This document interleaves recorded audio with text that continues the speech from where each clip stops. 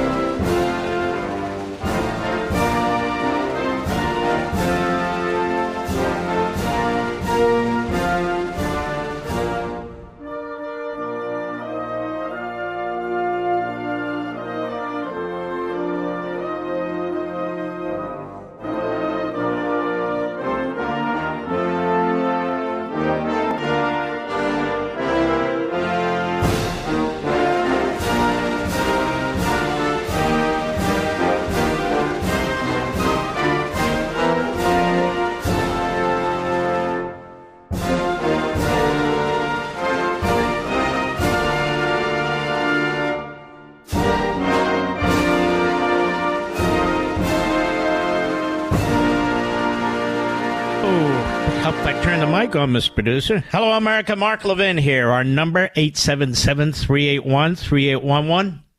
877-381-3811. I hope you had a great weekend. Hope you're able to watch Life, Liberty, and Levin. Those were two great shows. I think you'll agree. So I've been watching, obviously, through the Fox coverage, this thing in Manhattan, this Soviet show trial. Here's my take. Bragg is relying on a porn actress. I don't know what makes her a porn star. Do you, Mr. Producer? And serial convicted liar, Cohen, to prove an undefined federal campaign violation that was never pursued by the feds, where Bragg has no jurisdiction, which supposedly resuscitates an expired state booking misdemeanor statute and turns it into a felony. You able to follow all that? It's sort of 4 degrees away from justice. It's absolute insanity. This is a vile Biden Democrat Party frontal assault on our Constitution, our justice system, and our electoral process, all intended to convict and imprison President Trump for nothing, and forcibly install Biden in the White House for another America-killing 4 years. What you see in that courtroom is tyranny. And the courts have gone along with it. It's tyranny. Pure and simple. But there's more. Bragg is trying to prove today and every day that Donald Trump committed the perfectly legal act of executing a non-disclosure agreement. How much you want to bet his own office has executed non-disclosure agreements? And I'm asking the media to come forward and to reveal if they've ever entered into non-disclosure agreements. All of them. Cable, network, newspapers. They have. But they cannot even prove he did that. That is, that he was actually intimately knowledgeable about the non-disclosure agreement, or did it with full knowledge, let alone with the intent of committing a non-existent federal campaign violation. And Cohen's testimony, scripted as it is by Bragg, not only reveals what a lying sleazeball he is, but underscores that Cohen was the driving force behind it. He was the manipulator. And by the way, Cohen has lied to a federal court, lied to Congress, lied to the IRS, and lied to his former client, Donald Trump. He lies more than Joe Biden. That's saying something. Now here. So why would a prosecution use him as the lead witness? Because they figure they have the judge in their back pocket and they're hoping they have the jury in their back pocket. Let me pose this to you. If every single thing Cohen said today is true, it's all false. Why didn't the Southern District of New York bring a federal campaign violation of some kind based on his allegations? If everything Cohen says is true, Trump's knowledge, this, that, and the other, why didn't they do it? Because there is no federal offense. Because the non-disclosure agreement is not criminal. Because everything Cohen says, if true, doesn't matter. It doesn't matter. That's why this is so crazy ass. Let me put it as succinctly as I know. There's no crime, state or federal, with which to link Donald Trump or anyone else. This is a case looking for a legal basis. There is none. There is none. Then they talk about fraudulent intent. Obviously, you need a fraudulent intent or specific intent or some kind of intent, depending on the statute. There are strict liability statutes, but not in criminal cases for the most part. You need a fraudulent intent to be convicted of an offense, federal or state. But a fraudulent intent to commit what crime? How can you have a fraudulent intent when you didn't commit a crime? How can you have a fraudulent intent when we don't even know what crime they're talking about? If Bragg cannot articulate the crime or won't, and he hasn't to date, how can Trump have had a criminal intent to commit it, whatever it is? This is Alice in Wonderland and 1984 combined. That's how crazy this damn thing is. Now, if Cohen told Trump he was going to front the non-disclosure agreement money, as he claims, is the suggestion that this proves that Trump sought to avoid a federal campaign violation? What does that have to do with anything? Regardless, there's no conceived federal campaign violation. None of this works unless they can articulate with specificity what the federal offense is, that Trump violated it, and he knew he was violating it. That is, he violated it with intent. This is going on a month, this trial right now. They won't articulate what exactly the federal offense is. What are the elements of the federal offense? What was Trump's mens rea, his mindset? And where is the evidence? Nothing. Zero. I don't know what else to say. Now, I was the first to explain, and I'll explain it yet again. Bragg and the judge don't care. They want to get a conviction. This whole thing is about getting a conviction.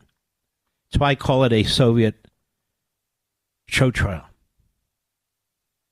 which will be overturned, but it won't matter. So they're not doing this in the pursuit of justice. They're doing it in the pursuit of injustice. So in every respect, this is a fiction. I don't know of another human being in America who's faced a trial like this. I really don't. It's just like the case before on the civil case. He never used fraud statute in this way, used to try and destroy Donald Trump's businesses and to force him to pay $500 million.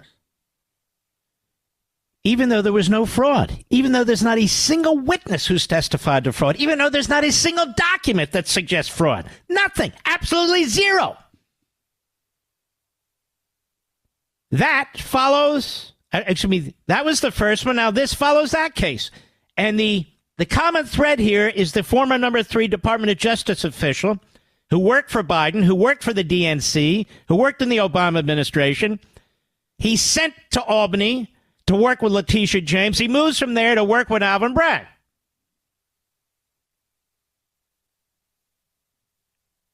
It's just so obvious. And I think Those of us here, we all know that. You all know this. But I think it's starting to penetrate with other elements of society here. Now, forget about the fanatics and the zealots. That is, forget about every person employed by MSLSD and the Constipated News Network.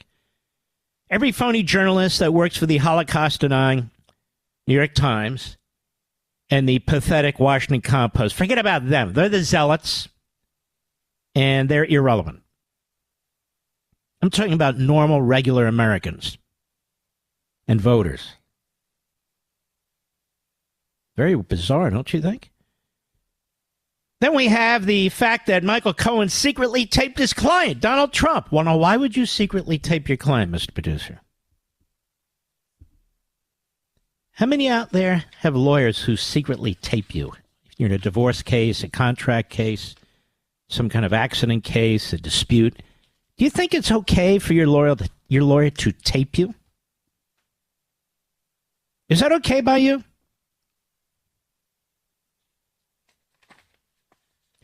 Now, on top of this, you have to assume that the Southern District of New York, which spent a lot of time with their boy Michael Cohen, and he pled guilty to multiple felonies, that what he's spewing in the courtroom today, and it's obviously rehearsed, almost syllable by syllable, that the feds knew this, and yet they did nothing.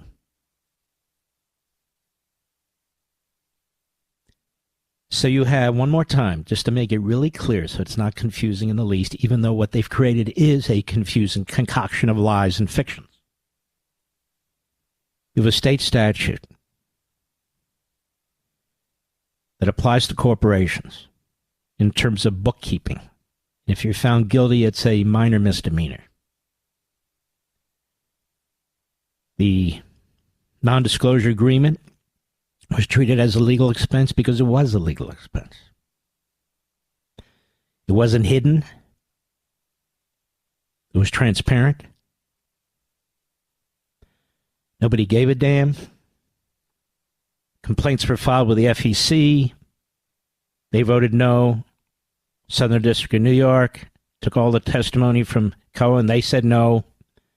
Alvin Bragg's predecessor said no.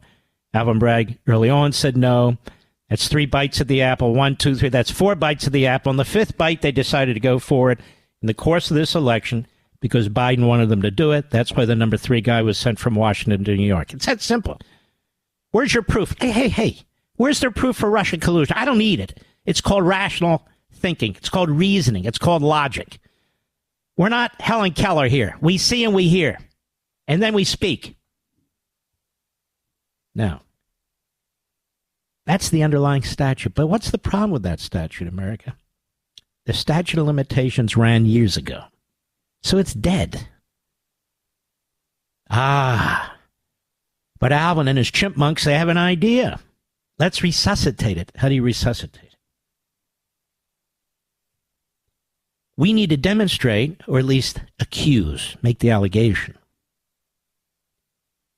that the purpose of violating that state statute, that misdemeanor, but he didn't violate. No, it doesn't matter. We'll accuse him of it. But wait a minute, it's dead. Yeah, but the way we resuscitate it is to point out that Trump committed that offense for the purpose of affecting the federal election. What are you talking about? It's an illegal campaign contribution. Wait a minute, he's paid money for a non-disclosure agreement. That's right. Because he didn't want anybody to know about it. Therefore, it's an illegal campaign contribution that was never properly reported. What? That won't fly anywhere. Doesn't have to.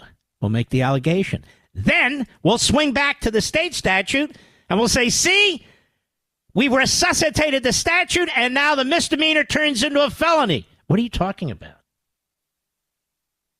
Not only wasn't Trump charged with a federal offense on the campaign, he was cleared. Doesn't matter. We've got the media. We've got our orders from Biden's number 3 guy, Justice. We got Alvin Bragg, who'll do anything we tell him to do. He's a Soros guy. And then we have the judge. But, Mark, judges are picked by a lottery. No, this judge was actually handpicked. Did you know that, Mr. Producer? The leading judge appointed this guy to be the judge. And in every respect, he is ruled against. Every respect. He is ruled against Donald Trump. And then gagged him. That's the bottom line. And so they're relying on two boobs. Really three, I guess, if you count properly. That would be a porn actress and Michael Cohen. And what they're proving in court are not crimes at all. They're proving in court conduct that's not illegal. But they're trying to make it look tawdry. They're trying to make it look illegal, even though it isn't illegal. And, of course, due process. You have every right to know exactly what you're being charged with. Not in this case.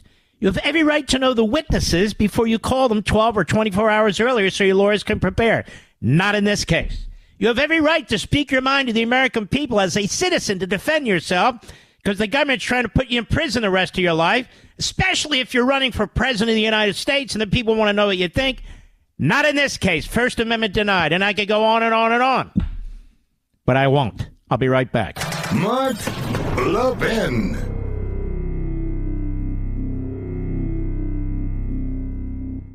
You know, folks, China, Russia, Iran, they're all on the move. Right here in the U.S., you've got inflation, you have open borders, and, of course, an election year. Oh, and we just crossed over $34 trillion in debt with no signs of slowing down. It's time to wake up, folks. There's a lot at risk, possibly even your retirement account. The time to protect yourself is before a crisis, not after. Advantage Gold, the gold and silver company I recommend to help Americans. Well, they'll help you prepare now for times just like these. Call them at 800-900-8000 today. Get their free 2024 gold and silver kit. Plus, tell them I sent you, and they'll give you a special Mark Levin discount worth up to $1,300 if you qualify. Call Advantage Gold today. Here's the number, 800-900-8000. Plus, see if you qualify to get your special discount worth up to $1,300 today, 800-900-8000. Performance may vary. Past performance is not necessarily indicative of future results. You should always consult your financial and tax professional. A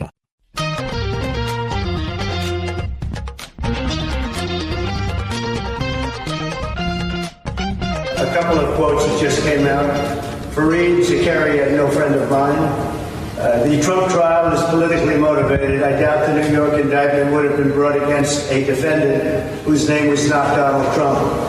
Mark Levin, great guy, brilliant man. Our judicial system has blown up. It's broken. Andrew McCarthy. Trump should be acquitted in Manhattan, wholly independent of the plethora of constitutional infirmities in the prosecution. It should be thrown out for the most basic of reasons. Bragg cannot prove his case. Got no evidence. And I'm innocent. This is a political witch hunt, and nobody's ever seen it. It's so upsetting to listen to this, isn't it? He's so right. It's gone on now 4 weeks where a man running for president who was president of the United States is treated with such disrespect and disregard by the Democrat Party and their operatives and surrogates in the country. It's just a horrendous thing where this man has to keep coming to the microphone claiming he's innocent. He is innocent. And this is the way they hope to stop him? It's truly important, so important that you become active, that you use your voices, that you talk to your neighbors, your colleagues, your coworkers, your friends, your family. We've got to fix this, America. We've got to, he's helping us. We have to help him. You know, folks, we've got an awful lot swirling around this country, both internally and externally. We've got wars going on in all parts of the world. We've got riots effectively going on in our colleges and universities. We have inflation through the roof. It's an election year to boot. All these problems are often huge tailwinds for gold, which is why gold is at all-time highs, looking like it's going to go higher. And when it comes to gold, I only trust my friends at Advantage Gold. They help Americans just like you protect your retirement accounts and help safeguard your wealth through diversification. So call them right now. 800-900-8000. Get their free 2024 gold and silver kit plus a special Mark Levin discount worth up to $1,300 if you qualify. Call Advantage Gold right now. 800-900-8000. See if you qualify to get your special Mark Levin discount worth up to $1,300 today. Performance may vary. Past performance is not necessarily indicative of future results. You should always consult your financial and tax professional. Mark Levin, tough as hell. That's why I like Mark Levin. And I'm not sure a lot of people like him. He's tough as hell. But I like him. I love him. Call in now. 877-381-3811. That rally in Wildwood, New Jersey, Saturday was massive. 100,000 people, according to the town and a number of reports. And it looked like 100,000 people. If you looked at it live or the video since, it's just enormous. Enormous. And we just have a couple of clips, but it's worth listening to because you won't hear it at the, the Democrat Party media platforms. Cut 11, go. Crooked Joe surrendered to the terrorists just like he surrendered to the Taliban, and now he's surrendering our college campuses to anarchists, jihadists, freaks, and anti-American extremists who are trying to tear down our American flag. They want to tear it down. Every single place they go, they want to rip down our flag. The chaos and violence happening on our college campuses right now is all because crooked Joe Biden doesn't know what the hell he's doing. The very same people who are funding the violent campus uprisings are also funding Joe Biden's campaign. Do you believe this? Tonight I'm officially calling on Joe Biden and the Democrat National Committee to return the donations of all anti-Semites, American haters, and financiers of chaos who have funded the chaos on our campuses. Return the money, Joe. What a fantastic leader. What a fantastic voice. Seriously. This is why MSNBC, CNN, and this is why they won't run these events live. They don't want people to hear what he has to say. This is why these judges put gag orders on him. The American people are yearning for a leader like this. They're yearning for Donald Trump. Look how they've totally turned the script here. Like we're yearning Joe Biden, Mr. Shuffles, Mr. Mumbles, Mr. Hamas. Trump has clarity. He's smart. He researches, he reads, despite the best efforts of this media to destroy him the way they tried to destroy Goldwater and Nixon and Reagan and the Bushes. It's a funny thing. Trump has accomplished more than all of his critics put together. But his moral clarity on the issue of Hamas and Israel, his moral clarity on the issue of loving America, securing our border, protecting our citizens from illegal aliens, protecting the taxpayers from government, protecting the average citizen from crime. This is important. This is stuff. This is real stuff. Cut 12, go. He has truly set the world on fire. If you want to know how a weak and pathetic president really is, I mean, the things they do, just think about this. This week he announced that he will withhold shipping weapons to Israel as they fight to eradicate Hamas terrorists in Gaza. No, it was shocking to hear it. Even while there are still American hostages being held by Hamas, and they're saying, oh, October 7th never happened. You know, they say that. And Biden has fallen for it. Crooked Joe's action is one of the worst betrayals of an American ally in the history of our country. I support Israel's right to win its war on terror. Is that okay? I don't know. I don't know if that's good or bad politically. I don't care. You got to do what's right. He's a historic figure. You got to put aside all the static you're hearing from the Democrat media, from the never-Trumpers, from the Washington establishment. You got to learn, and most of you have, put it aside. This is a historic figure who has the potential of putting the brakes on what's happening to our country. I can't think of another Republican at the national level who's capable of this. There are great Republicans. There's great conservatives. This is his time. This is his time. Historians will look back, people will look back on this, if he is defeated for Joe Biden. And they will say, and they will write, that was the turning point.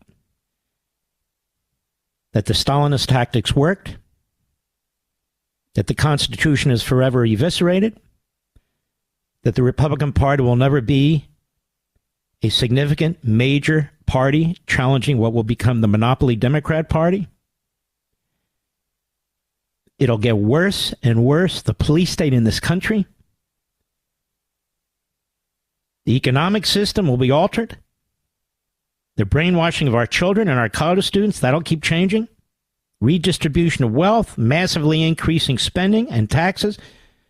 This is the future if we don't win in November. And I wanted you to hear this, because where else are you going to hear it? Not going to hear it in most of the rest of the media. Meanwhile, on the Sunday shows, it's a remarkable thing. Who do they have? Who do they have? Bernie Sanders again. They have this guy, Chris Van Hollen, a Jew-hating Hamas supporter. Oh, I don't care what people say. That's what he is. If you can't support Israel defending itself at a time like this, then you are where you are. And he is what he is. I don't know who this Margaret Brennan is, but I watched our friend Tom Cotton on that program. He was sandwiched between Blinken and Van Hollen. She was a disgusting disgrace. She would have just resigned and joined the Biden campaign, or better yet, become an official spokesman for Hamas, although I don't think she'd survive long in Gaza. Do you, Mr. Producer? No, I don't think so. But spewing blood libels left and right on these Sunday shows against Israel? But they keep bringing our homegrown Stalinist on these shows. And I think one of these days soon, I'm going to do one of my opening statements on Bernie Sanders. It was a great piece. Oh, I look here about 8 years ago, about Bernie Sanders by Paul Sperry, who's such a great reporter, in the New York Post. Don't be fooled by Bernie Sanders. He's a diehard communist. This is 2016. As polls tighten, self-described socialist Bernie Sanders looks more like a serious contender than a novelty candidate. The liberal media elite have suddenly stopped calling him socialist. He's now cleaned up as a progressive and a pragmatist. He's not even a socialist. He's a communist. Mainstreaming Sanders requires whitewashing his radical pro-communist past. It won't be easy to do. If Sanders were vying for a cabinet post, he'd never pass an FBI background check. There'd be too many subversive red flags popping up in his life. He was a communist collaborator during the height of the Cold War. Rewind to 1964. While attending the University of Chicago, Sanders joined the Young People's Socialist League, the youth wing of the Socialist Party USA. He also organized for a communist front, the United Packing House Workers Union, which at the time was under investigation by the House Committee on Un-American Activities. After graduating with a political science degree, Sanders moved to Vermont, where he headed the American People's History Society, an organ of Marxist propaganda.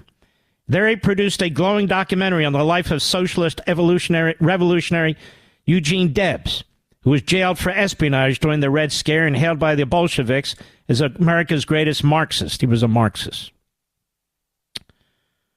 Let's see here. This subversive hero of Sanders, denounced even by liberal Democrats as a traitor, bashed the, quote, barons of Wall Street and hailed the triumphant Bolshevik revolution in Russia. The Russian comrades of ours, he said, have made greater sacrifices, have suffered more and have shed more heroic blood than any like number of men and women anywhere on earth, Debs proclaimed. They have laid the foundation of the first real democracy that ever drew the breath of life in this world. This is a hero of Bernie Sanders. In a 1918 speech in Canton, Ohio, Debs reaffirmed his solidarity with Lenin and Trotsky, despite clear evidence of their violent plunder and treachery. Sanders still hangs a portrait of Debs on the wall of his Senate office. At least he did. In the early 70s, Sanders helped found the Liberty Union Party, which called for the nationalization of all U.S. banks and the public takeover of all private utility companies. After failed runs for Congress, Sanders in 1981 managed to get elected mayor of Burlington, Vermont, where he restricted property rights for landlords, set price controls, and raised property taxes to pay for communal land trusts. Local small businesses distributed flyers complaining their new mayor, quote, does not believe in free enterprise. That's the least of it. His radical activities didn't stop at the water's edge. Sanders took several goodwill trips, not only to the USSR, but to Cuba and Nicaragua, where the Soviets were trying to expand their influence in our hemisphere. 1985, he traveled to Managua, Nicaragua, to celebrate the rise of a Marxist-Leninist Sandinista government. He called it a heroic revolution. Undermining anti-communist U.S. policy, Sanders denounced the Reagan administration and backing of the Contra rebels in a letter to the Sandinistas. His betrayal did not end there. Sanders lobbied the White House to stop the proxy war and even tried to broker a peace deal. He adopted Managua as a sister city and invited the communist murderer, Sandinista leader Daniel Ortega, who's back in power, to visit the U.S. He exalted Ortega as an impressive guy while attacking President Reagan. Sanders told Vermont Government Access TV in 1985 the Sandinista government has more support among the Nicaraguan people, substantially more support than Ronald Reagan has among the American people. Reagan, the most popular president in modern history, of course. Sanders also adopted a Soviet sister city outside Moscow and honeymooned with his second wife in the USSR. He put up a Soviet flag in his office, shocking even the Birkenstock-wearing local liberals. At the time, the evil empire was on the march around the world, threatening the U.S. with nuclear annihilation. And in 1989, as the West was on the verge of winning the Cold War, Sanders addressed the National Conference of the U.S. Peace Council, a known front for the Communist Party USA, whose members swore an oath not only to the Soviet Union, but, quote, to the triumph of Soviet power in the United States. Today, meaning 2016, Sanders wants to bring what he admired in the USSR, Cuba, Nicaragua, and other communist states to America. He proposes completely nationalizing our healthcare system and putting private health insurance and drug companies out of business.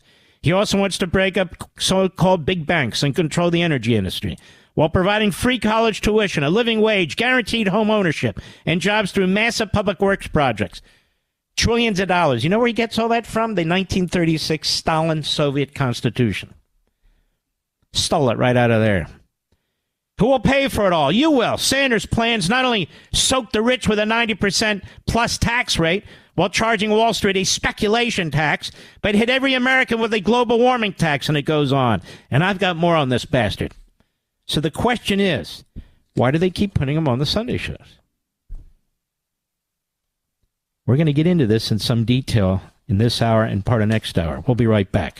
Mark Levin.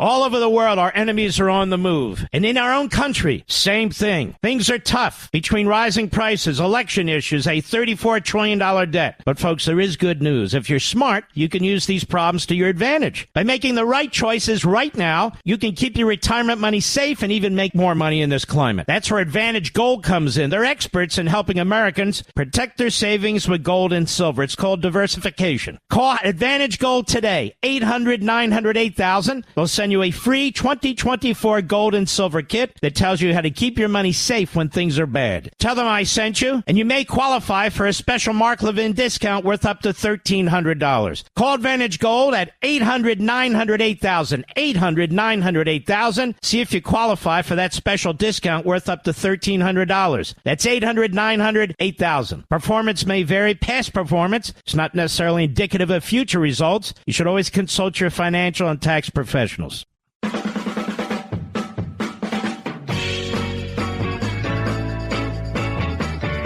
I laid the foundation with Bernie Sanders, a whole lot more. When Bernie Sanders, we talked about before, was a young man, he went to Israel, he stayed at a kibbutz.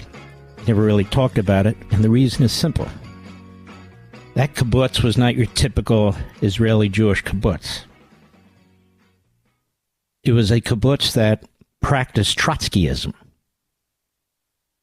Trotskyism. Now, Trotsky, you probably heard of him. You've heard of Lenin, obviously Stalin, and there were other significant other numbers who fought that so-called revolution and so. But Trotsky was like the purest of the doctrinaire Marxists. And then he has a transition from Trotskyism to Stalinism, literally. And I'm going to prove it. I've talked about it, but I'll do it on another day. So when he went to this kibbutz, he wasn't going there as a Jew. He wasn't going there to support Israel. He was going there for a communal experience with fellow Trotskyites. You understand what I'm saying? What is it about guys like Bernie Sanders, a Marxist? Thomas Friedman, in my view, if not a Marxist, certainly a facsimile of one. Tony Blinken, a Marxist. He and his family tied in with Soros. And Soros. What is it with these people? And then you see this group, Jewish voters for Palestine, that group. And I've been saying all along, just based on my own noggin, my own research, my own thinking, you have a fusion here, I've said over and over and over again, of Marxism and Islamism. It turns out, ladies and gentlemen, I'm not the first to recognize this. Some brilliant intellectuals and scholars warned about it 10, 15 years ago. I wasn't aware of this. Mark, what do you do on the weekends? I read. I get books. I study. So when I come to you behind a microphone or in front of a camera, I can convey real information to you and my own reasoning and rationality on what it means. Next hour is going to be an hour for smart people. That's all of you in the audience. All of you. And that in many ways differentiates this show from so many others.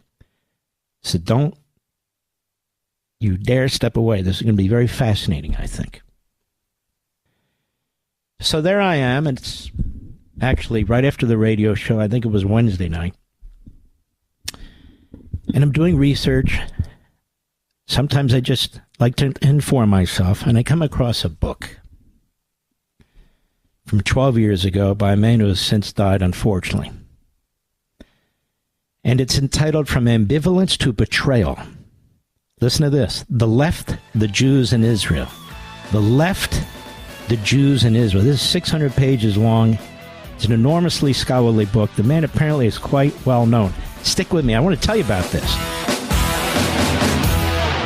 This segment of the podcast is exclusively sponsored by Pure Talk. Pure Talk offers great coverage and can save your family money on your wireless bill every single month. Go to puretalk.com to find the plan that's right for you. Thank you again for listening, and thank you so much for this sponsorship, Pure Talk. He's here. He's here. Now, broadcasting from the underground command post, deep in the bowels of a hidden bunker, somewhere under the brick and steel of a nondescript building, we've once again made contact with our leader, Mark Levin. Hello, America. Mark Levin here. Our number, 877-381-3811, 877-381-3811. Okay. I gave you a thumbnail sketch on Bernie Sanders to be elaborated on in the future, big time. He's a Marxist. He's always been a Marxist. And what kind of Marxist is he? He's a Stalinist. He's always been a Stalinist, always will be. He's visited, he's spoken for, he's been a special pleader for really every genocidal Marxist leader in his lifetime. Then he walks it back, and then he pretends he's just a democratic socialist, because the Marxists know how to conceal their identity. But he gets the support of the media and the Sunday shows. Kristen Welker. The other night, it was, I forget her name. What the hell is her name at CNN? Doesn't really matter. But, no. But it was CNN, Caitlin something or other. but Caitlin Collins. It was CNN. But ask yourself, why Bernie Sanders all the time? Why would you have somebody who is a Soviet Marxist, who's such a radical extremist, and who hates Israel? Listen to what he says. I've played some of this for you before because he's going on TV every night he can, every Sunday show he can, to spew the Hamas figures, which even now the United Nations is rejecting. Even the United Nations has cut the numbers in half, but Bernie Sanders keeps using them. Cut 7, go. But the reality is I think any objective observer knows Israel has broken international law. It has broken American law. And in my view, Israel First of all, there's been no founding whatsoever of that. And any objective observer, what kind of a punk are you? Go ahead. Receiving another nickel in U.S. military aid. Look, Let's be clear then, he would cut off every penny from Israel, which is in the middle of a war, which is surrounded. He doesn't mention that Hezbollah keeps shooting missiles into Israel. He has no problem with Iran being funded by Biden and Blinken. He has no problem with Hamas surviving. I thought everybody said Hamas and the Palestinians in Gaza were different. Didn't they, Mr. Producer? Well, if they're different, should we destroy Hamas so they can live in freedom and enjoy life? Isn't that the theory? So they want Hamas to remain. And then they say, well, no, we want the Palestinian Liberation Organization. They should take over Gaza. Excuse me? It's another terrorist regime. Anyway, go ahead. Quite clear. Hamas is a terrible, disgusting terrorist organization that began this war. But what Israel has done over the last 7 months is not just gone to war against Hamas, it has gone to war against the entire Palestinian people, and the results have been absolutely catastrophic. I mean, Kristen, we're talking about not just 35,000 Palestinians dead and 77,000 wounded, 2/3 of whom are women and children. That is not the way. Now, just so you understand, that's what we call blood libel. And he keeps repeating that, because his objective is to increase hatred for Jews, I'll explain in a minute, and for Israel. That is a lie. In fact, there's a piece in the Washington Beacon today by our friend Adam Credo. UN cuts Gaza death toll figures by half, confirming Hamas is lying about casualties. Figures cited by the Biden administration oppressor Israel riddled with errors. And yet, this actually came out the end of last week, and Bernie Sanders keeps using these numbers. The United Nations cut its Gaza death toll figures by half, confirming that Hamas officials have been lying for months. This is the UN doing it. About the total number of casualties and statistics repeatedly cited by the UN and the American government as proof Israel's harming civilians. The UN Office for Coordination of Humanitarian Affairs drastically reduced its child fidelity figures, dropping them to 7,700 on May 8 from 14,500 just days before. It also revised the figures for the number of women killed, lowering them from 9,500 to 4,900. And by the way, how many of those deaths are due to what Hamas is doing to their own citizens, putting them in harm's way? This is urban warfare.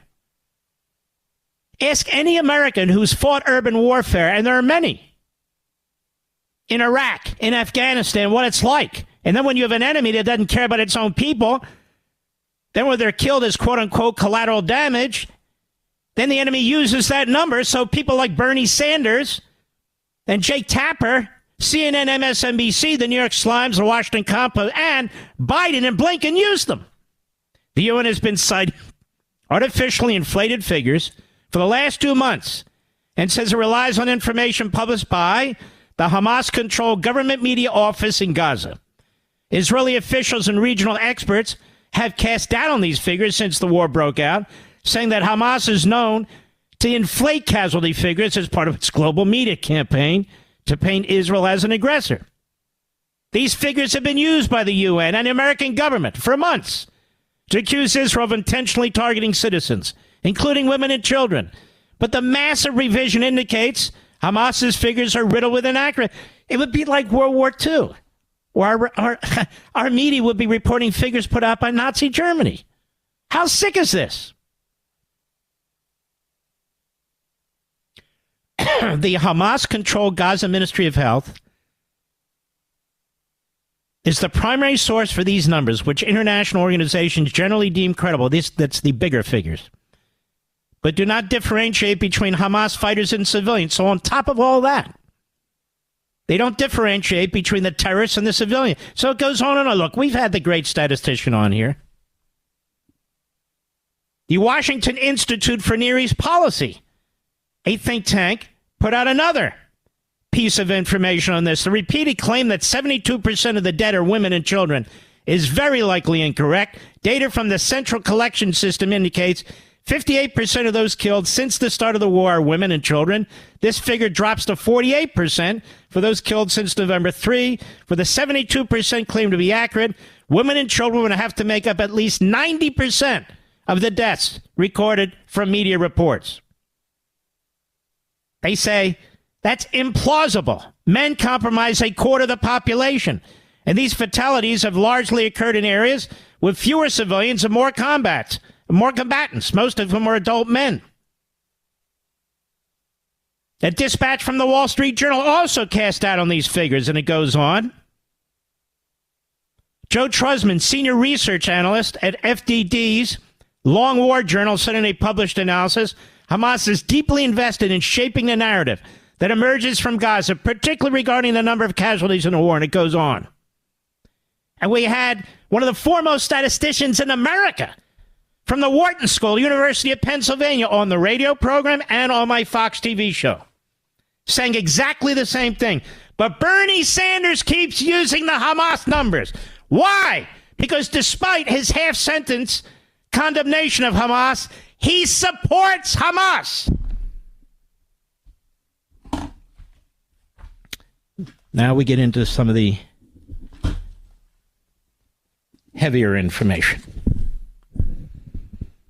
The heavier information. First from me. I've been talking about this Marxist-Islamist alliance, this fusion now for months. You saw it at our colleges and universities. You see it as their funding sources. Democrat Party radical billionaires, plus Hamas and Qatar pouring money into these colleges and universities.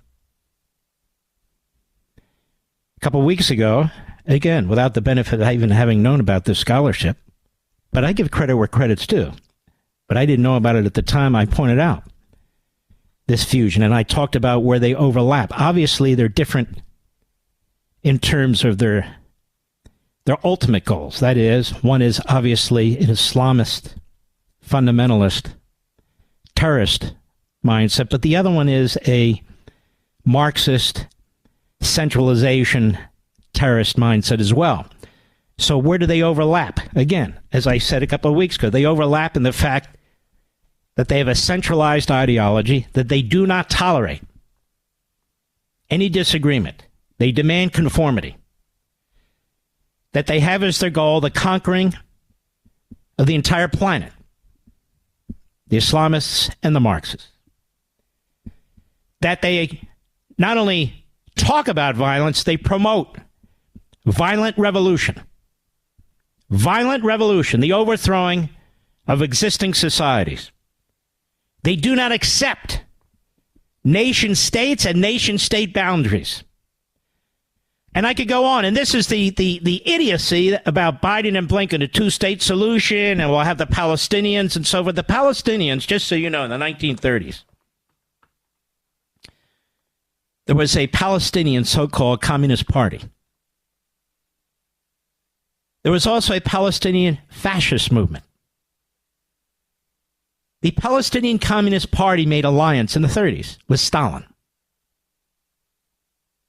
The Palestinian fascists made alliance with the Third Reich and Hitler.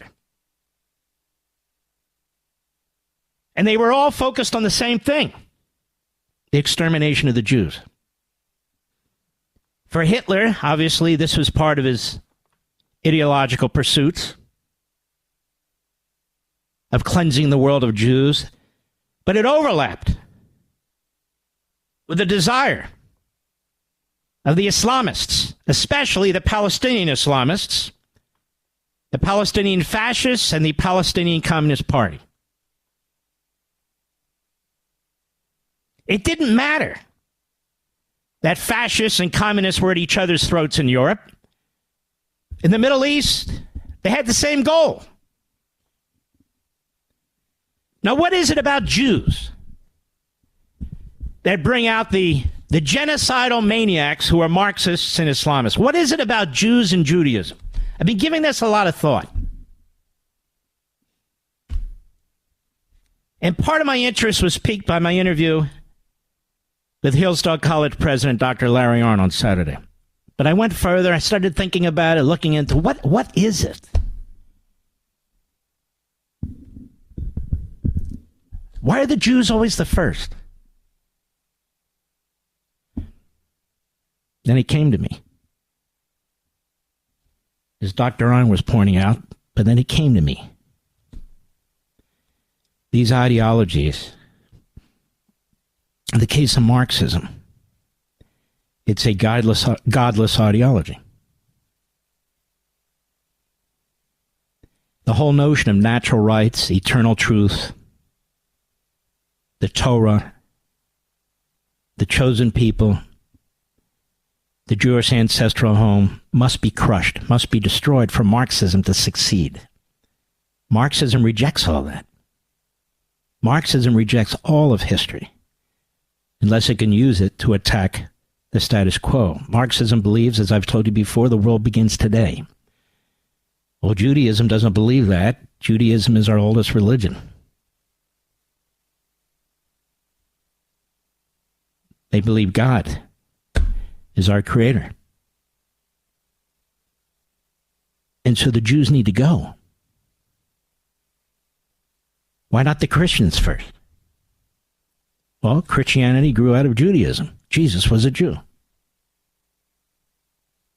The Muslims, the Islamists, the radical fundamentalists, they believe it is their religious duty.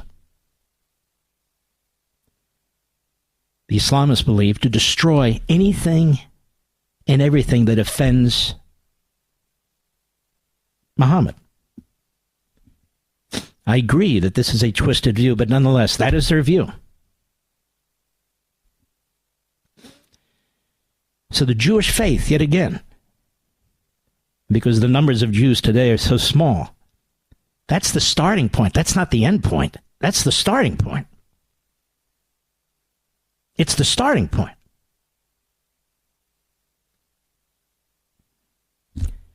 And so they cannot tolerate that. Marxism cannot tolerate Jews or religion, and Islamists cannot tolerate Jews and other religions.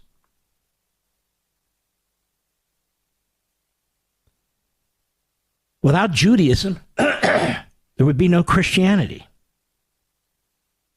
Judeo-Christian belief system. So what else do they believe? In the destruction of the United States of America. Why? Because it was built on the belief in the Judeo-Christian system, moral system, belief system, value system. So America has to go.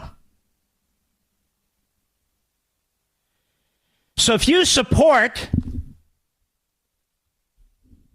Marxism, which has resulted in the murder of 100 million people and the enslavement of billions, and you're Bernie Sanders, well, of course you're going to use Hamas's figures. Of course you're going to attack Netanyahu. Of course you're going to attack Israel. Of course you're going to attack the Jews. But he was born a Jew. Well, so was Marx, and he hated Judaism because they're Marxists. They're communists. It doesn't matter what they were born. Remember that woman from Politico that was on, I think it was MSNBC or CNN, Mr. Producer? She talked about Christian nationalism. They actually believe in natural law. That natural law is the basis of all our faiths. Natural law is nothing more than God-given law. Eternal truths. The Ten Commandments. And she's mocking it as Christian nationalism. You know, Mises said we're all Marxists now. We talk like it and we think like it.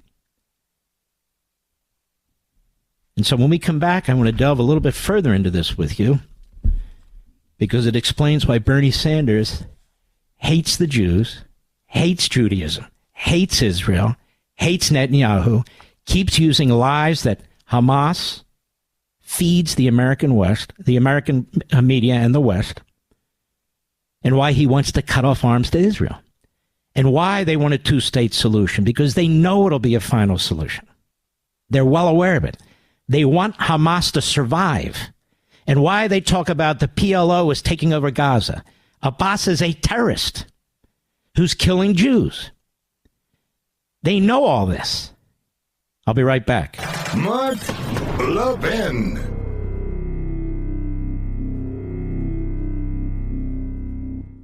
Once again, Pure Talk, my sponsor, my wireless company, is investing in their customers. That's you. I'm happy to announce Pure Talk is now offering international roaming to over 50 countries. That's right. As you plan your summer travel, make sure your wireless provider has you covered at home and abroad. Pure Talk already puts you on America's most dependable 5G network, but now they're offering you coverage in over 50 countries as well. You get unlimited talk, unlimited text, plenty of 5G data, just $20 a month. And that's less than half the price of Verizon, AT&T, or T-Mobile. They're ripping you off, folks. Bring your phone and get great savings on the latest iPhones and Androids. Go to puretalk.com/Levin. That's puretalk.com/Levin and make the switch right now. Again, this month, when you go to puretalk.com/Levin, you'll save an additional 50% on your first month. Folks, switch to Pure Talk so you can afford to travel this summer. Damn, I only have a minute in this segment.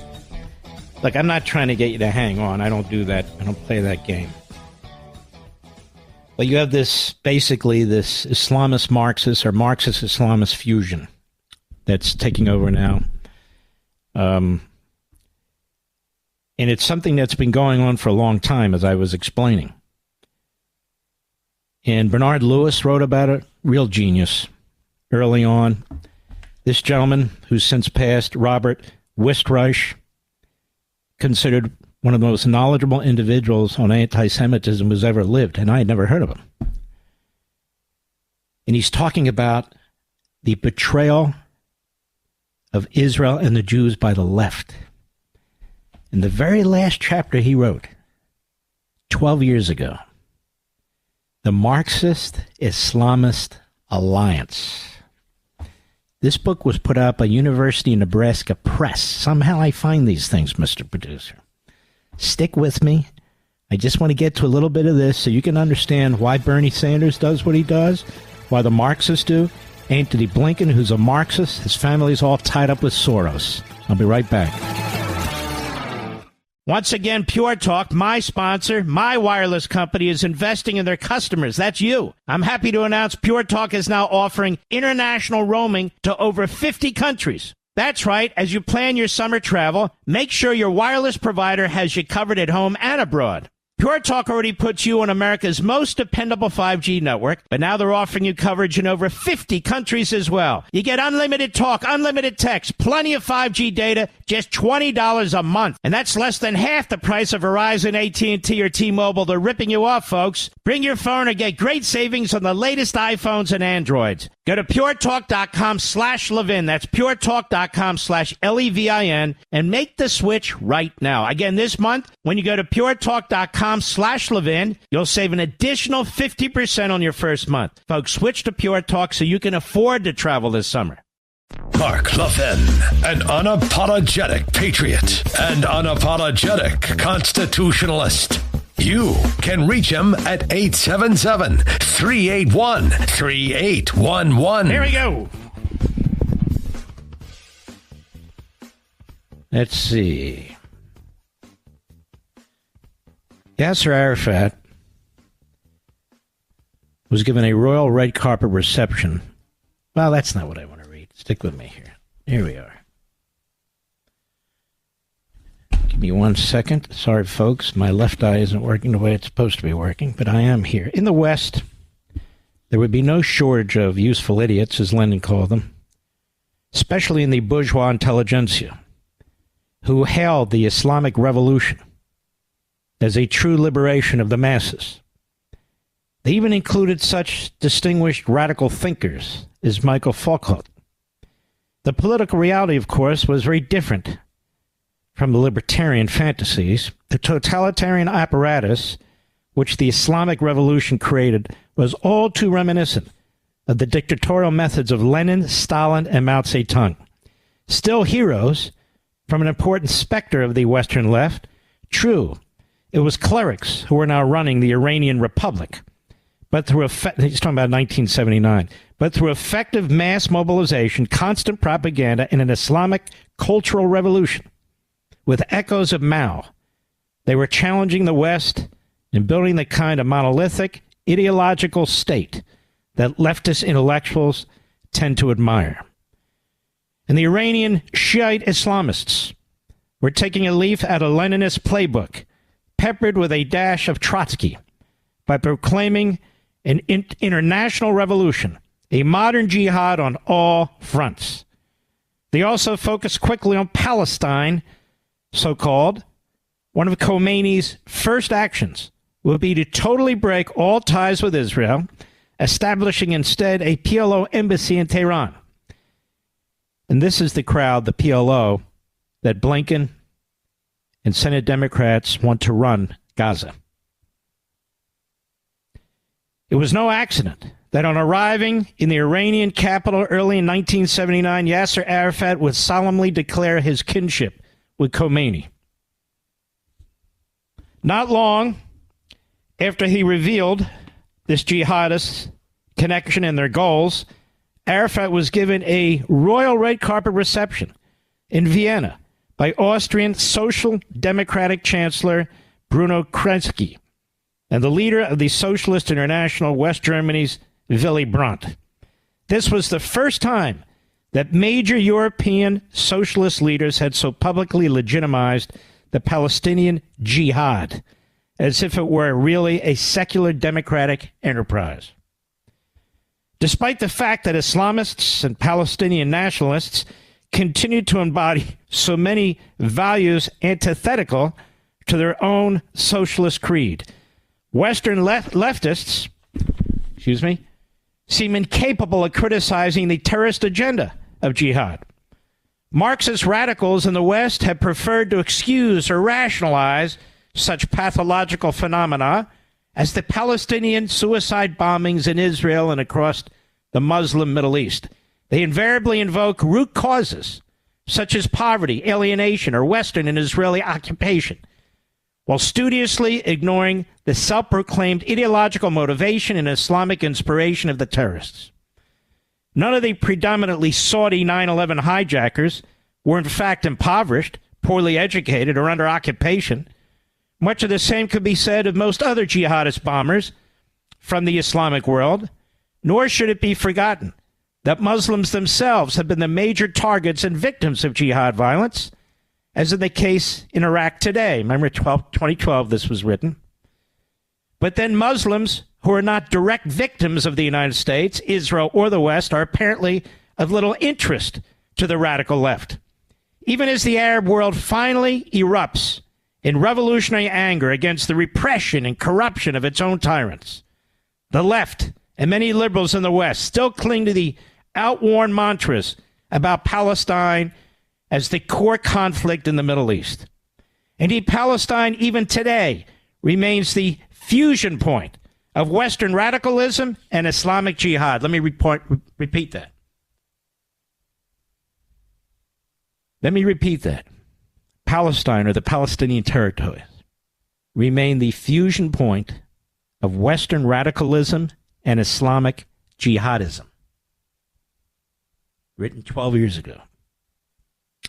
Muslim demonizers of America and the Jews often share with their leftist allies a common loathing for capitalist modernity as the source of the rootless, globalized society that they inhabit.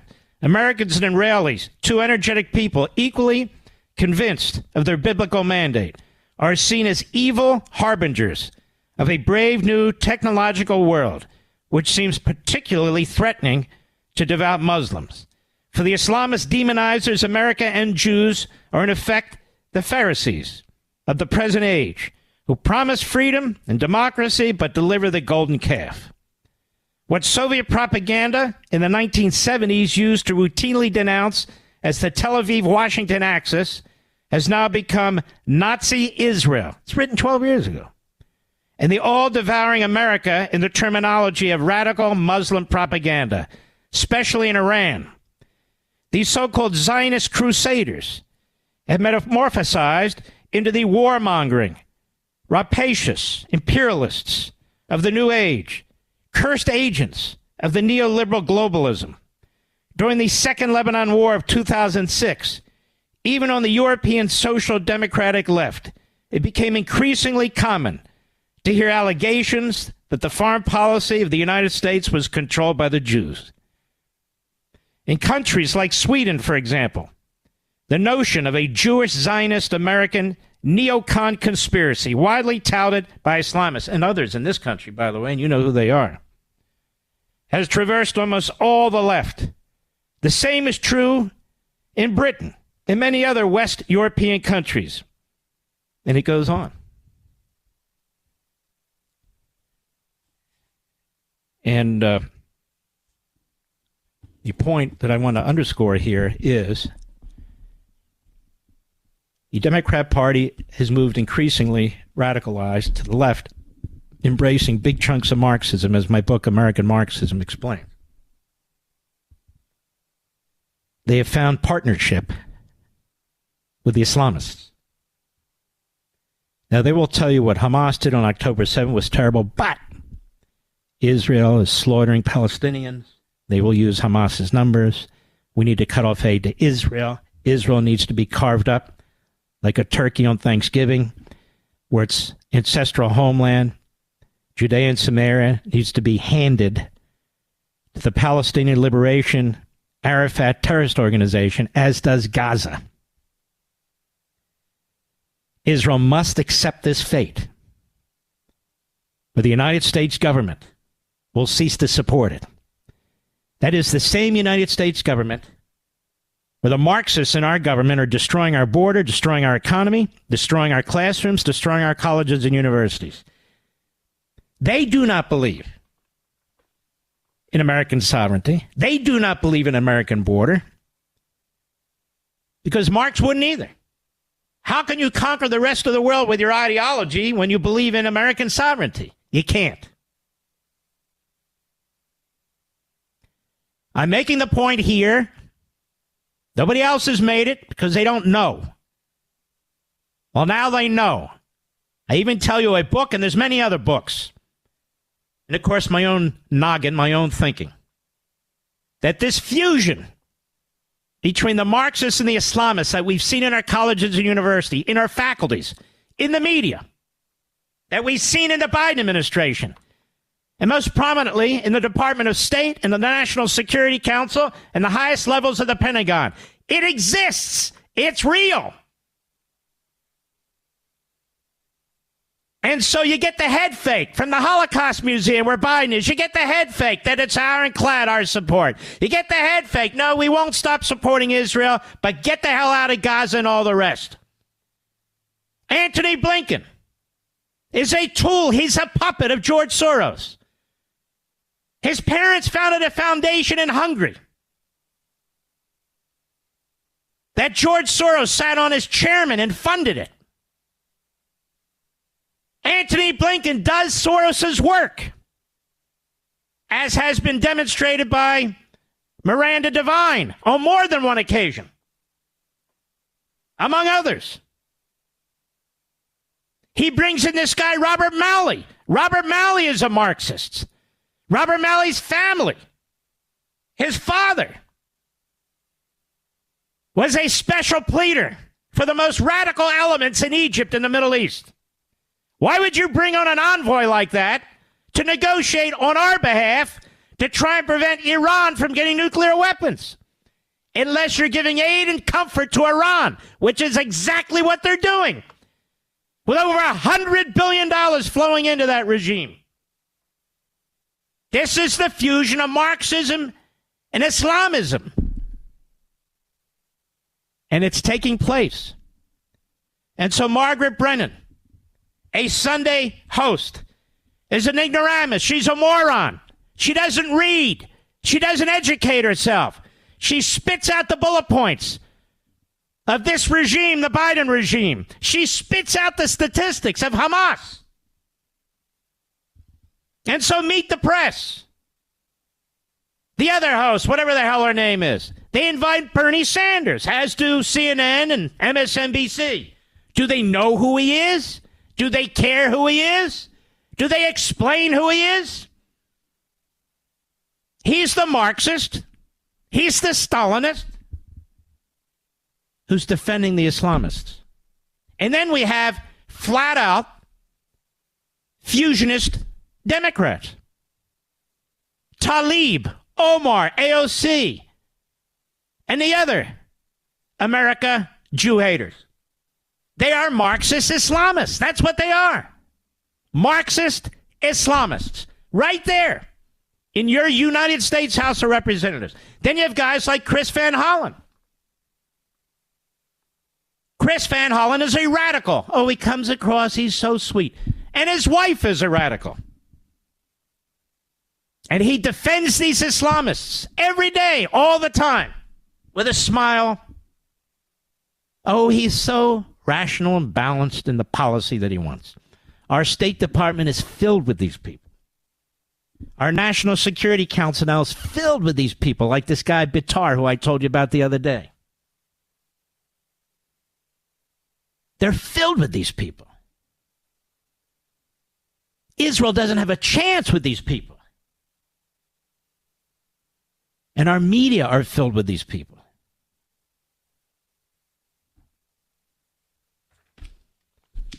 Now, in that 15 or 20-minute talk, you now have a better understanding of what the hell's going on in our country, with Israel, and in the world. And there's a hell of a lot more to talk about. I'll be right back. Mark Levin.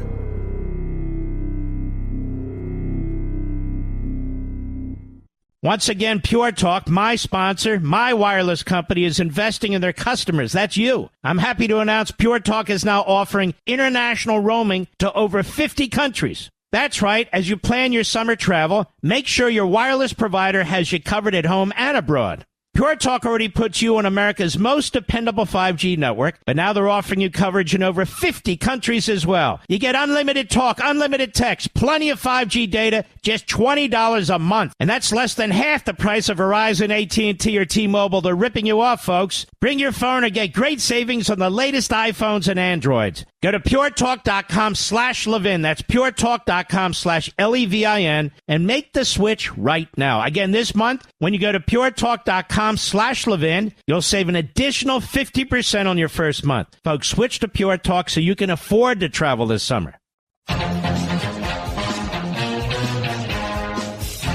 The things that Anthony Blinken said about Israel on Meet the Press, I believe it was, are as loathsome, diabolical, and evil as I've ever heard from any anti-Semite, Klansman, neo-Nazi, Marxist, Islamist. This guy is basically a Soros plant. McCain was 100% right about him. He's destroying American sovereignty. He's destroying American security. He's destroying America, our defense systems, our alliances. And people don't really know who he is. I know who he is. Miranda Devine will be on this program, I believe, tomorrow, right, Mr. Producer? We'll spend some time talking about him. She's done a hell of a job, as have others, but she's done a hell of a job. He's in the Bernie Sanders category. He's in the Thomas Friedman category. And not just them. Noam Chomsky, there's a handful of them. More than a handful, actually. And they're in our media, too. No conspiracy theory. It's called a fact. Things don't happen by accident. The United States turning on Israel, defending the Hamas leadership, protecting it, is not an accident. That's a change. The United States providing over $100 billion to an Islamo-Nazi regime in Tehran that kills its own people and is building nukes against us, that's not an accident. That's intentional. Demanding that the PLO take over Gaza and be handed 30% of the state of Israel, that's not an accident. That's intentional. Not saying a thing, not a word about Hezbollah firing missiles into Israel every day, that's not an accident. That's intentional. I shall return.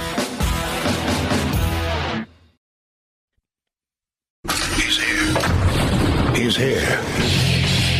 Now, broadcasting from the underground command post, deep in the bowels of a hidden bunker, somewhere under the brick and steel of a nondescript building, we've once again made contact with our leader, Mark Levin. Hello, America. Mark Levin here. Our number 877-381-3811, 877-381-3811. Avi Hyman, Israeli government spokesman, in a video message today. By the way, we have a great guest coming up, at least scheduled, Representative Corey Mills, on impoundment and impeachment. We're going to keep hitting this. Cut 10, go. I would now like to take on the issue of civilian casualties. From day one in this war, Hamas has provided statistics to global media who have copied and pasted them as if they were coming from a reliable source.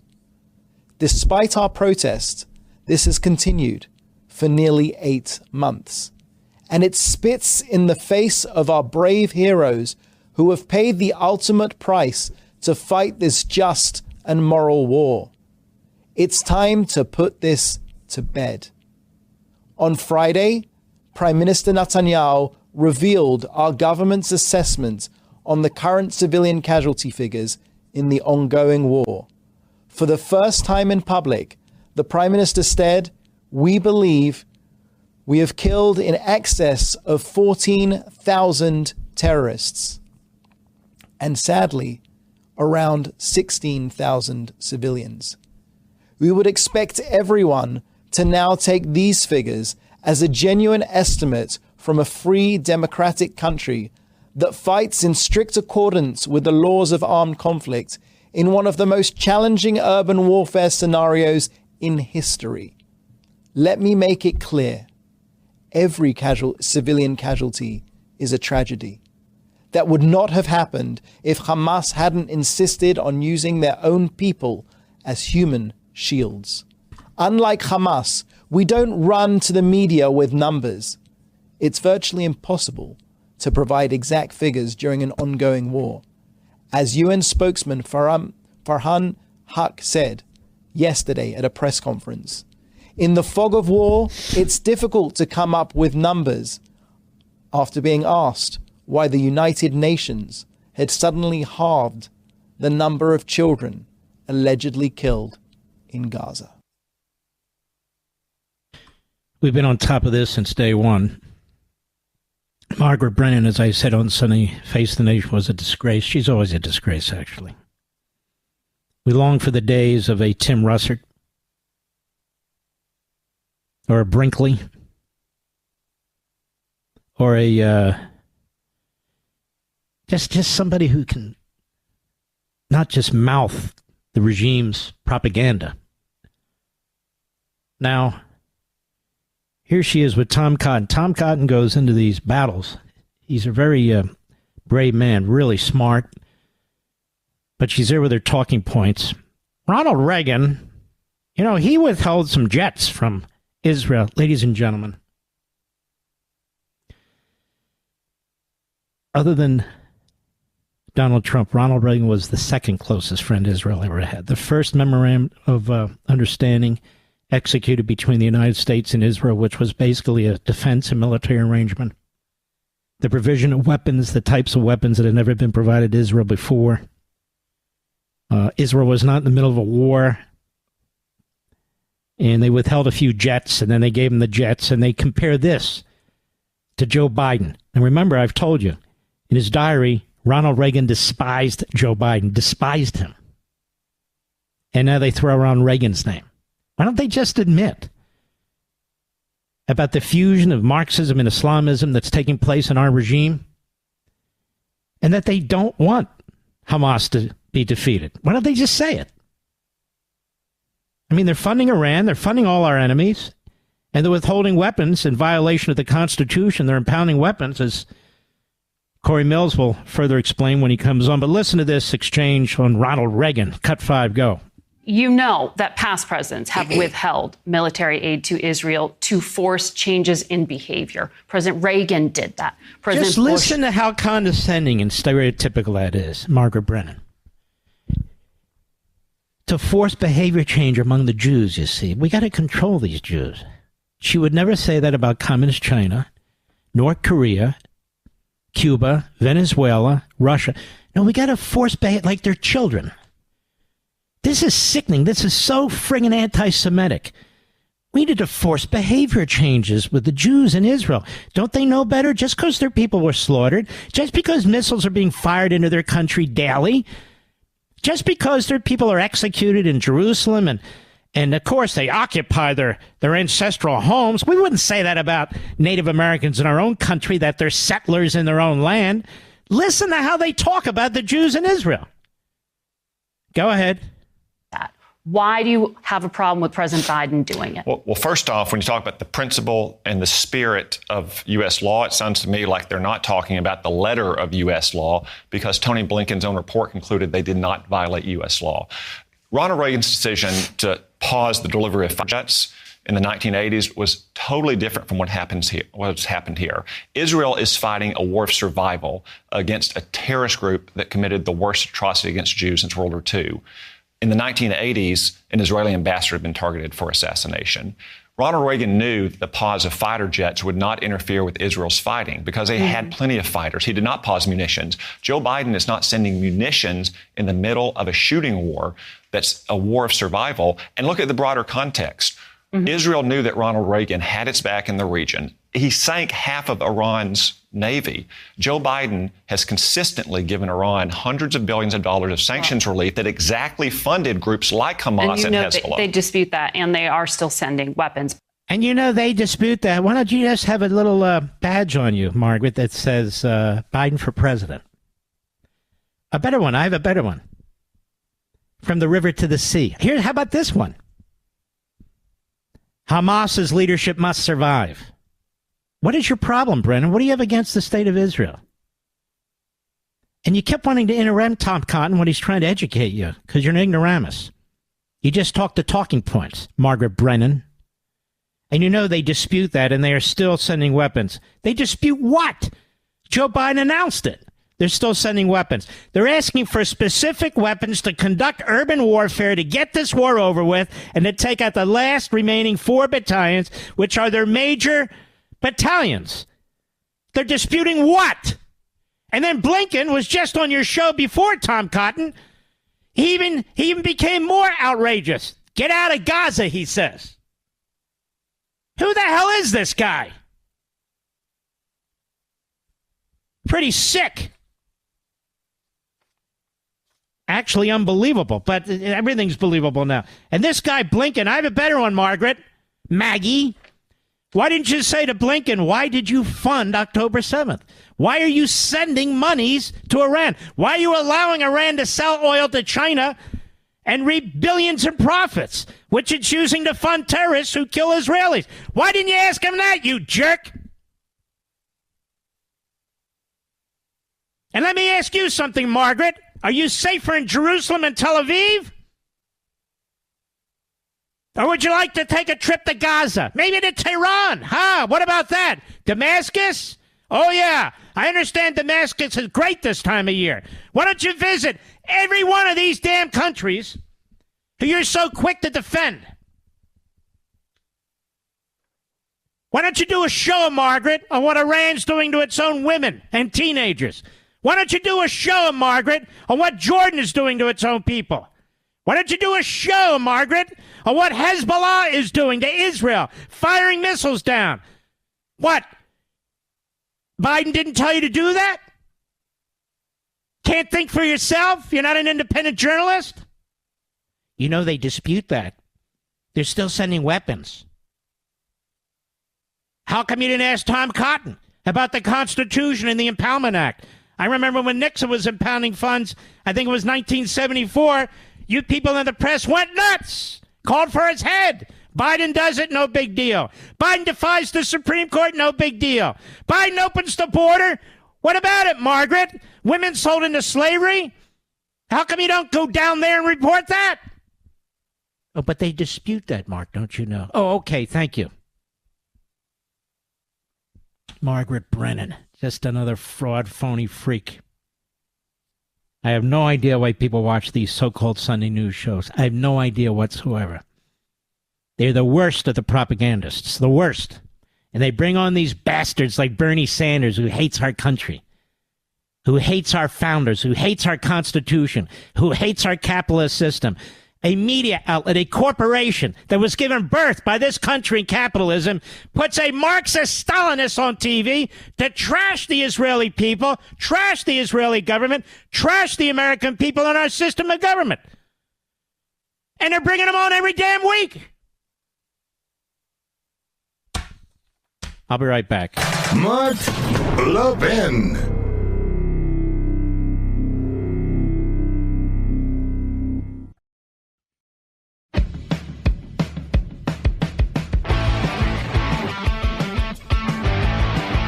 Corey Mills is not being very well served by his staff. He's not around.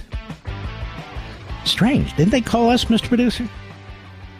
Email us. Well, maybe they'll go on another show. All right, let's see here.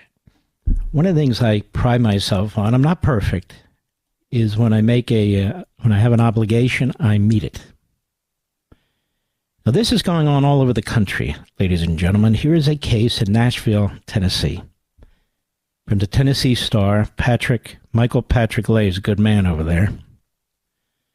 First Liberty Institute demands Nashville hotel fulfill contractual agreement to host 2024 Israel Summit. Now, let's change the title just for the fun of it, shall we? First Liberty Institute demands Nashville hotel fulfill contractual agreement to host 2024 African American Summit. Should we do it that way, Mr. Producer, to really bring the point home? First Liberty Institute sent a letter to the general manager of the Sonesta Nashville Airport Hotel, demanding that the hotel fulfill its contractual obligation to host it's actually the 2024 Israel Summit next week, but let's pretend it's the African American Summit next week. And let's pretend there's neo-Nazis who threaten and say that we are going to come en masse to disrupt the event. And the hotel says no. You think Joe Biden would be talking out? You think he'd be speaking out? Do you think the Attorney General of the United States? Does anybody even know if that guy's alive anymore? I have a suspicion that he's long dead and we just don't know it.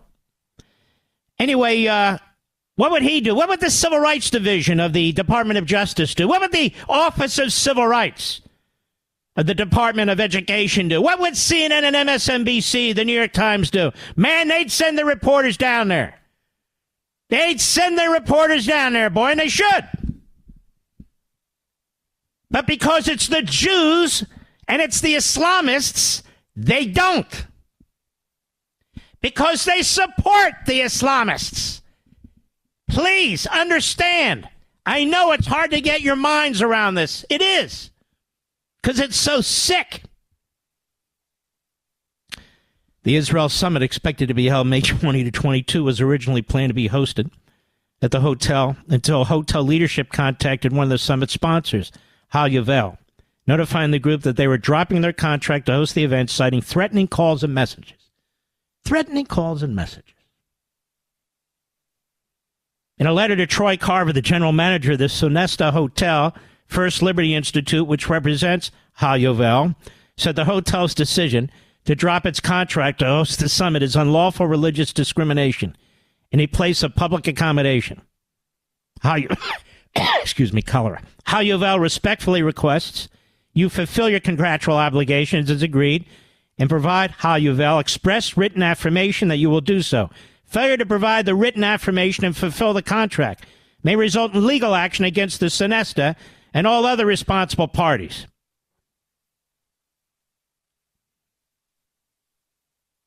As I said, what if this had been an African-American summit? What do you think the United States Department of Justice, the United States Civil Rights Division, the White House, and the Oval Office would do about this? They put their foot down, as they should. But this is a thoroughly anti-Semitic administration. It's an administration that embraces the Marxist-Islamist viewpoint. They go on the Sunday shows. Their party members go on the Sunday shows. They spew the same lies that Hamas feeds them. The same blood libels. The same blood libels, quite frankly, that the Third Reich used to spread against Jews. This administration is now spreading blood libels that the Third Reich used to spread. And it does nothing about that. This is going on all over the country. These kinds of abuses, these kinds of threats, all over the country. But it's okay, because in the last 8 months, it's become, well, the coin of the realm. You better be very careful what you say about minorities, except for Jews. Anything goes. Anything goes. And as I explained early in the program, this is just the beginning. The Marxists and the Islamists target the Jews first. The fascists target the Jews first. But that's the beginning of it. It's not the end of it. And the hatred that the Bernie Sanders types have for this country and the American people, red-blooded Americans, it doesn't matter your faith or background or anything else, is palpable. And the reason they're in partnership is not just to advance their ideology throughout the world, starting with the Jews, but to destroy America. America's destroyed, it's all over for the rest of the globe. The Marxists and the Islamists will have their way. That's what's taking place. This hotel, in many ways, this should be the Memphis. The Memphis. Remember when the garbage truck workers went on strike? Well, most of you don't remember. Became a big thing in the civil rights movement. Big thing. As it should have been with Martin Luther King. Why isn't this a big thing? Why isn't this a big thing? Jews can't go to school. There are certain neighborhoods they can't walk down, can't walk through. They can't even have events at a hotel. That Eurovision thing with one of the top singers, I don't pretend I understand, is Israeli. And they say the most horrendous things about her. The winner of the prior year, I think she was from Sweden or something, said she would never give her trophy up to the Israeli Jew. I mean, where does this come from? The Prime Minister of Ireland, the things that he says? I can go right down the list.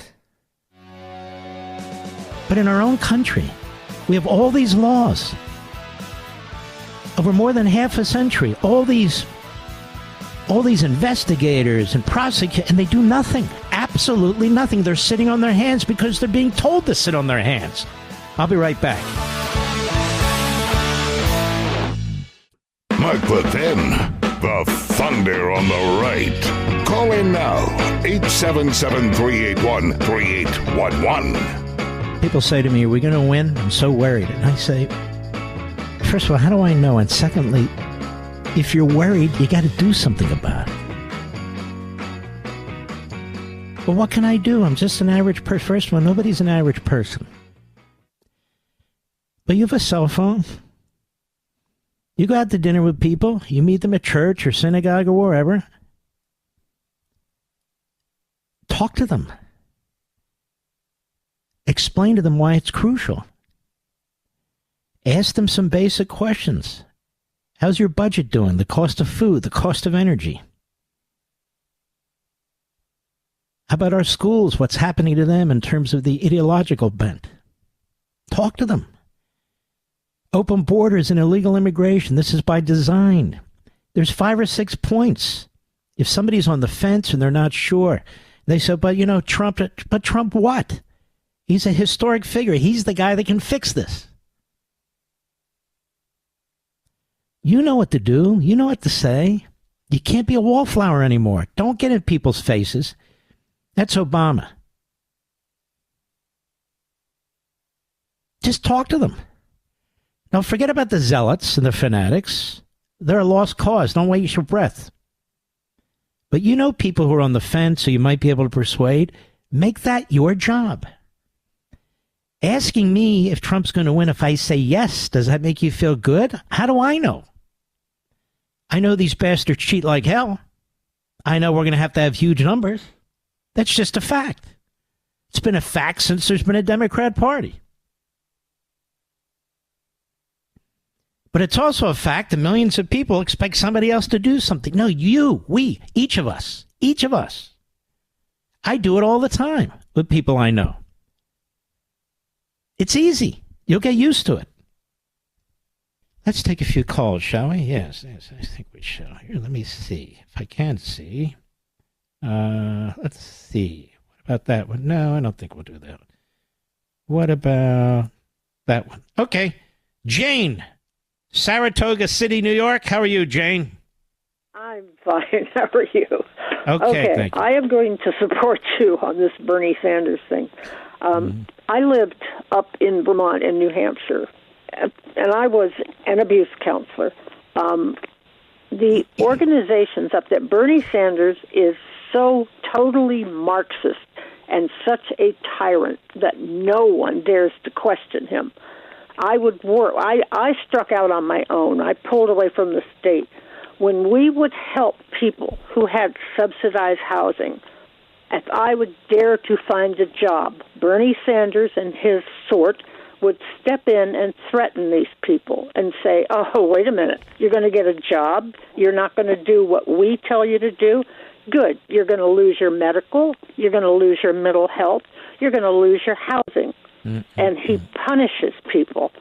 Many of the small businesses he knows about, they hire young homeless women, and they have little sex slaves going for them. He is one. Truly. Say that again? Some of the restaurants up north would hire young homeless women who had no families. And these young women would be prostitutes. And it's so horrible what Sanders is doing. He is one of the most horrible human beings. Now, wait a minute. What's he have to do with that? What? What does he have to do with the homeless and the sex slaves? Those are the people who own the businesses. And many of them are from Asia. And I know, but what would Bernie Sanders, his policy? What I'm trying to find the connection. He controls everything. If somebody steps out against any of the businesses and how they have their insurance run, he controls them.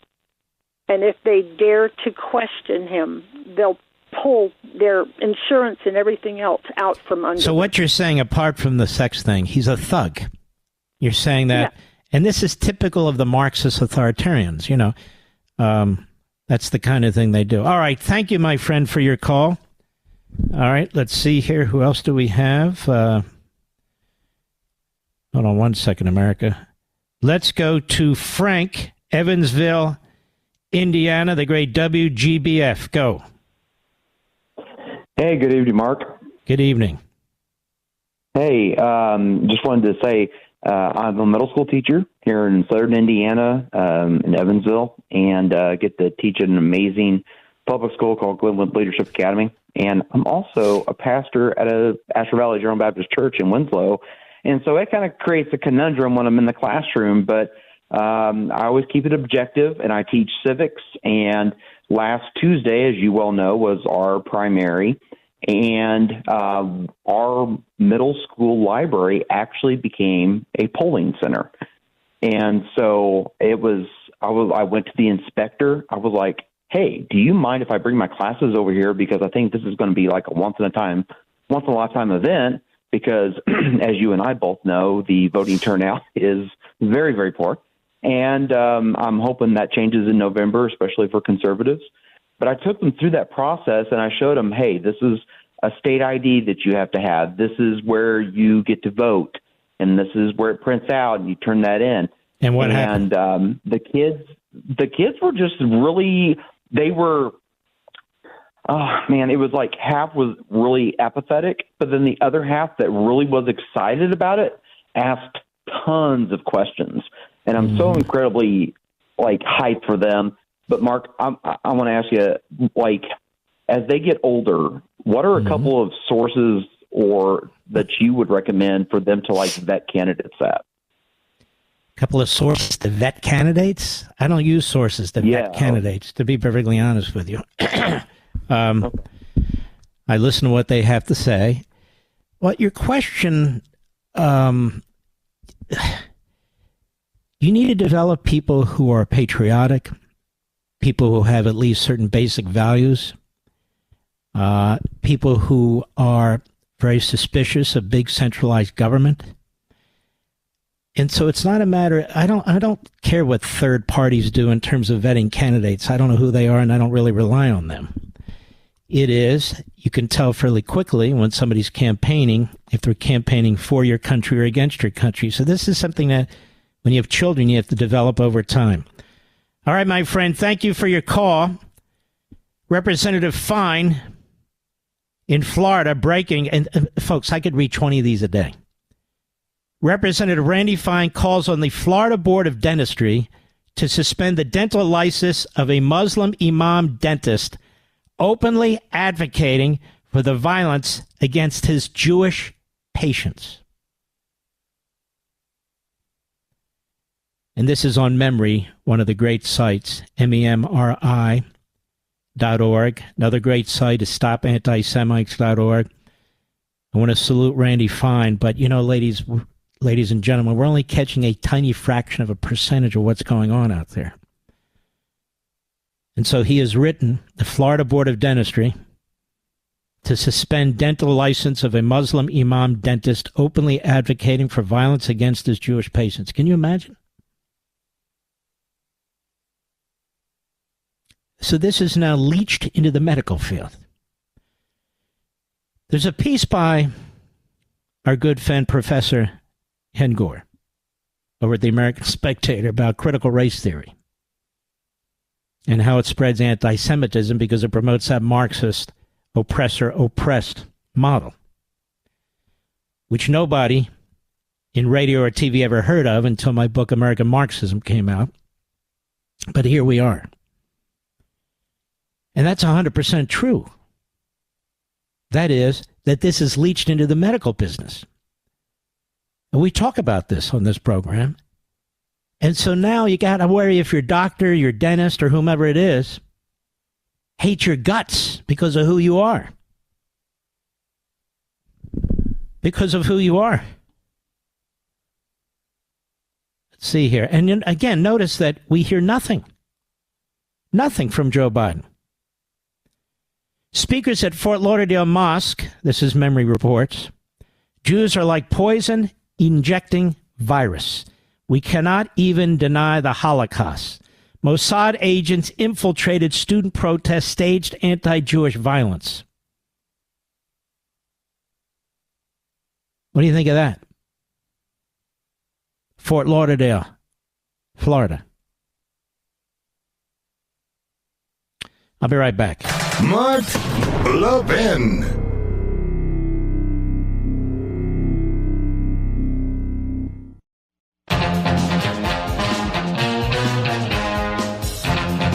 It's amazing. We hire 87,000 IRS agents to chase down you. We have an FBI that apparently has enough personnel and enough resources to be chasing down January 6ers who never even entered the building. But apparently they don't have enough agents to monitor the violent Hitler youth on our college campuses. We've got literal threats of violence from imams and some of their parishioners. I mean, literal threats. Beatdowns. The people who just walk on the street because they're Jewish and now they're trying to cover up their clothing and their symbols and so forth so they don't get hurt in certain neighborhoods or part of the country. You may not know this, but rabbis now more and more are being told to and are actually carrying weapons, Mr. Producer. They get concealed permits. And does it seem like the Biden administration is all that worked up about it? Does it seem like Garland and Christopher Wray are all that focused on it? Does it? Does it seem like the Democrat Party gives a damn? In fact, the rhetoric that comes out of the big, disgusting mouth of Blinken and his State Department contributes to this in a big, big way. Because if you're accusing Jews of willy-nilly slaughtering other people, then it's open season on Jews. And that's what Blinken is all about. Him and his Soros sorry ass. And it's one party doing this. One party, the Democrat Party. One damn party doing this. Let's not pretend anymore. Let's not play games. It's the Democrat Party. It's their media. It's their teacher unions. It's their faculty. It's their universities. It's their nighttime comedians. One damn party that's relying on the Hitler youth to win this election. Defending the Hamas leadership. Funding Iran. Demanding that Israel commit suicide. Demanding that we commit suicide. Trying to put Donald Trump in prison for nothing. Nothing. Not a damn thing. What do you think of that, Margaret Brennan? Maybe you ought to do something to change that behavior, you jerk. Mr. Producer, do we have a caller who, do we have another caller, please? On the Levin app, Robert in Connecticut. How are you, Robert? Greetings from behind enemy lines in the People's Democratic Republic. First of all, you really are. This Chris Murphy guy is the biggest a-hole. He just said that the Palestinian Liberation Organization should at least temporarily take over Gaza. I have a better idea. Maybe it should temporarily take over Connecticut. How much worse can it get in Connecticut? Go ahead. You're exactly right. In fact, my standard response is to apologize for anybody that's from outside of the state for the likes of Blumenthal and Murphy and this clown of a governor that we have. But God bless you and your family, Mr. Levin, because what you do is vitally important. I called basically to say that Bernie Sanders... we're going to take your number. Take his number, Rich. I want to call him tomorrow. I don't want to forget. Sorry about that, brother. I want to salute all you heroes out there. Thank you. You, my fantastic audience, the smartest of smart audience. I'm so damn patriotic. I'm very blessed. And I will see you tomorrow. Get that man's number. Take care and God bless.